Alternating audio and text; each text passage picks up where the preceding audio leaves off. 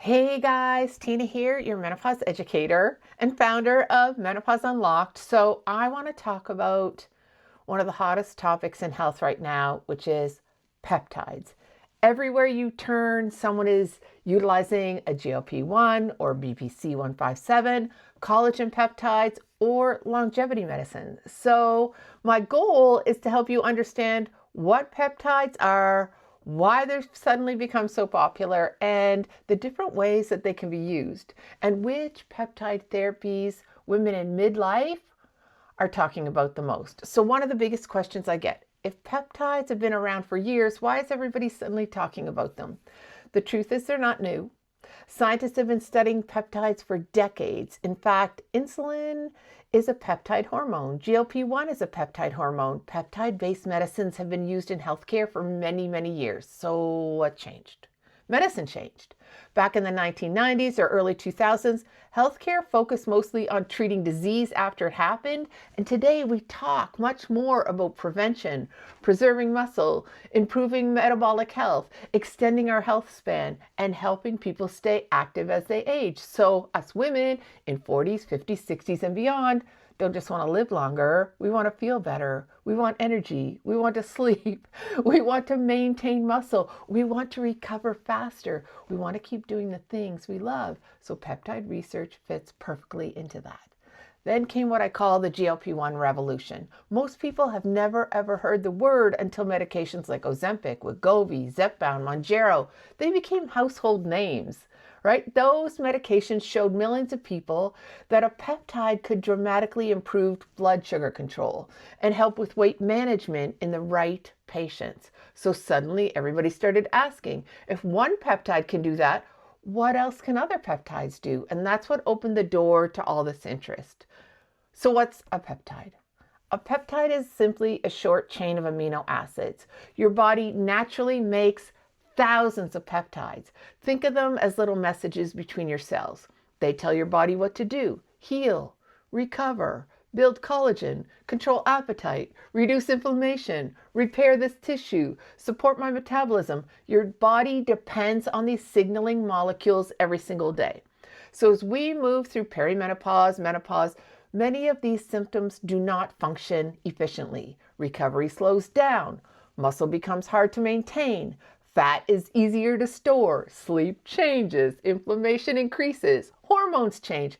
Peptides don't replace hormones, but depending on the peptide, they may support different signaling pathways involved in metabolism, repair, appetite regulation, inflammation, or tissue health.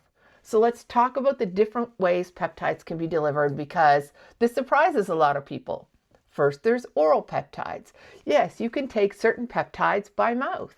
Technology has improved so dramatically over the last several years, allowing some peptide formulations to survive digestion much more effectively than they used to. Not every peptide works well orally, but several do. Then there's injectables, right? That's the part that scares people the most. But look at the needle. It's tiny, and it is given under the skin into fatty tissue with an insulin syringe. It's not a big needle going into muscle. Most people tell me afterward that they built it up in their minds far, far more than what it actually is. And then there's nasal peptide therapies. Some peptides can be delivered with nasal spray. So the route bypasses the digestive system and may be useful for some certain compounds. What's the difference between oral and injectable? The biggest difference is absorption. Many peptides are broken down by stomach acid and digestive enzymes before they ever reach your bloodstream. So injecting under the skin bypasses the digestive system. So many injectable peptides have higher and more predictable absorption than oral versions. But that doesn't automatically make the injections better in every situation, because it depends on the specific peptide, the formulation, and the goal. Some therapies work so well orally, others primarily need injections, and some are available nasal spray. Okay, let's talk about peptide that everybody knows about, GLP-1s. GLP-1 medications mimic the hormones of your body naturally released after you eat. They can help with appetite, reduce food noise, improve blood sugar, improve insulin signaling, support weight loss, reduce visceral fat, and improve metabolic health. One term you've probably heard recently is microdosing. Microdosing simply means using a lower dose than the standard treatment doses when appropriate under medical supervision. So for some people, the goal isn't rapid weight loss. It may be to support their metabolic health while minimizing side effects. Treatment should always be individualized with a qualified healthcare provider because one size does not fit all. So what are the 5 other peptides women in midlife ask me about the most? Number 1 is the GLP-1 therapy. It's probably the biggest game changer we've seen for women struggling with metabolic dysfunction, insulin resistance, appetite regulation, and visceral fat. Number 2, BPC-157, been studied for tissue repair, tendon and ligament support, gut health and recovery. So while many people are excited about it, it's important to know that the strongest evidence doesn't come from human research yet, but it will.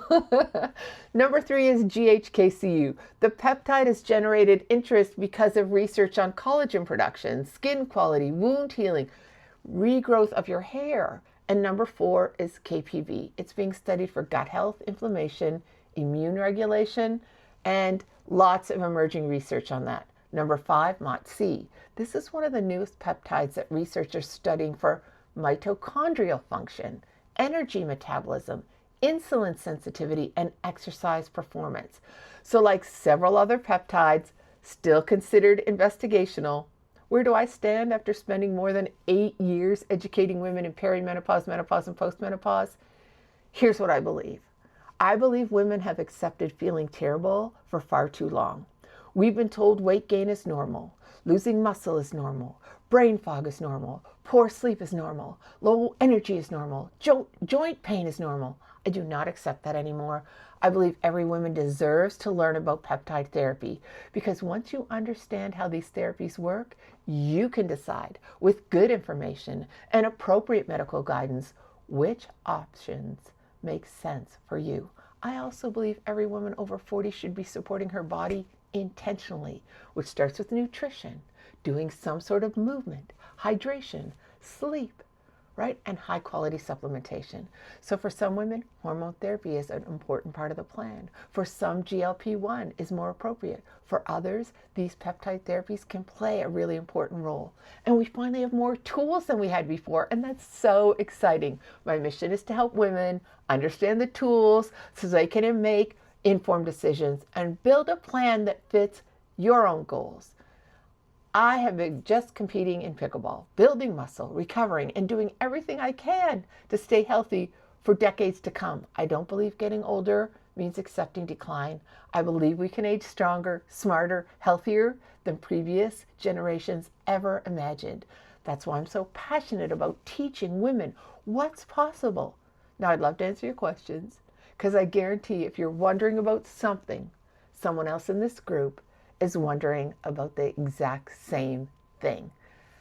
Ask your questions. If you want to learn more about peptides that are physician guided, a telehealth portal that's going to guide you through anything that you may need, whether it's HRT, GLP-1s, particularly microdosing, or peptide therapy, they can help you. I'm super excited about this, and I hope you are too. I know for a fact that peptide therapy has changed my life. It starts with a foundation. I take 2 oral peptides and 1 nitric oxide drink daily. It is so simple to take these 2 little stars, because they are stars in my world. It's the foundation for everything that comes after, whether it's HRT, whether it is GLP-1, or whether it is just other peptides. I will let you know, I also utilize some of that injectable peptide therapy. You can ask me about that anytime too. All right, guys, I hope this helped. This is a call to action. Type PEP, type anything. I'm here for you, and I'm here to teach you more. Have a good night.